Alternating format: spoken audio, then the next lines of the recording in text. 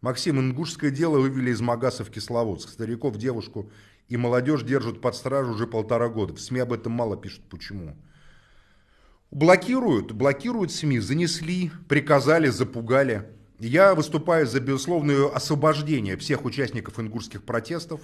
Я, безусловно, выступаю за то, чтобы их освободили за отсутствием состава преступления. Эти люди ничего не нарушали, они выражали свое мнение, они выражали его страстно, как и положено выражать кавказцам.